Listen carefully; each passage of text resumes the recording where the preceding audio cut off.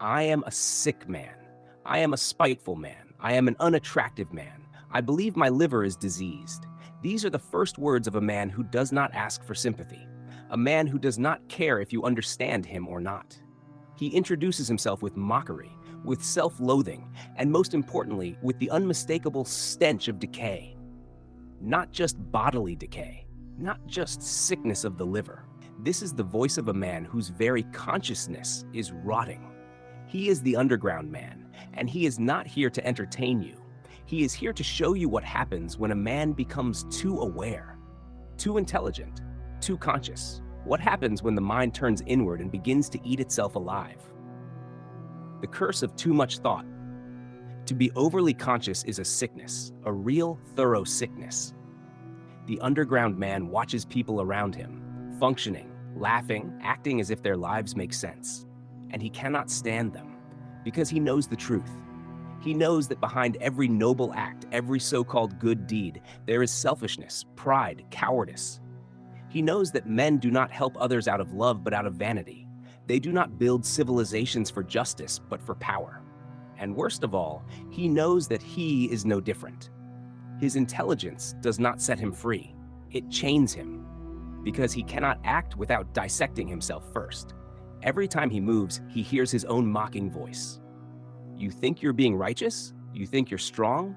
No, you are weak. You are pretending. You are nothing but a pile of nerves and cowardice masquerading as a human being. And so he stops moving altogether.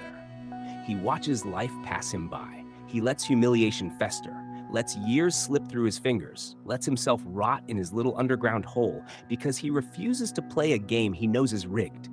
And yet he wants to play. He wants to matter.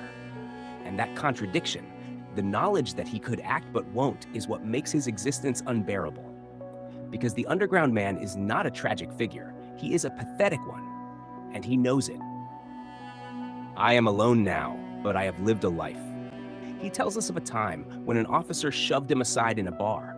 Nothing personal, just the natural arrogance of a man who mattered brushing past a man who did not. For years, he obsesses over this moment. He plans, he waits, he rehearses a grand act of defiance. He will walk in the street, shoulder the officer as an equal, and finally claim his dignity. And when the moment comes, the officer doesn't even see him. His grand revenge is nothing. The officer continues on his way, oblivious, unchanged. And the underground man? He has proven only one thing. He was never a threat, just a ghost, a shadow walking among the living. The power to destroy but never create. And then there is Liza, the girl who for one fleeting moment offers him the thing he cannot accept, human warmth. She is a prostitute, used, discarded, forgotten by the world, and yet she still believes in something, and that makes him hate her.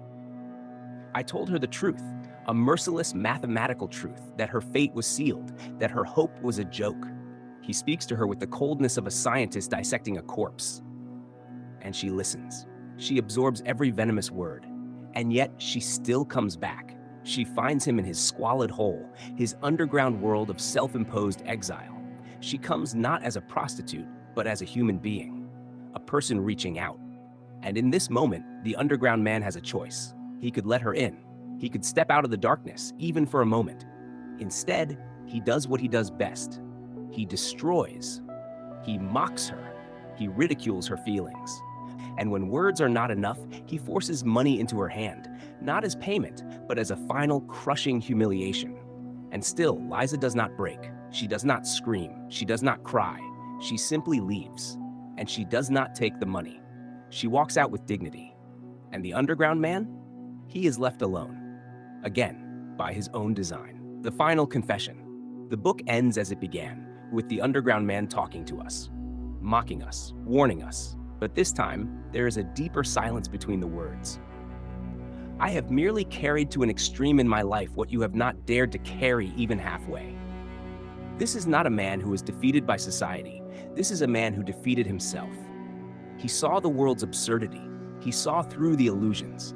But instead of rising above them, he let them crush him. And now, he turns to you. He asks if you are any different. Are you sure? Are you certain that you would not make the same choices? Are you absolutely convinced that you are not, in some dark corner of your mind, carrying the same disease? The disease of too much thought, too much awareness, too much underground. And if you are not careful, if you listen too closely, you might find yourself staring into the abyss of his words and realizing the abyss is staring back.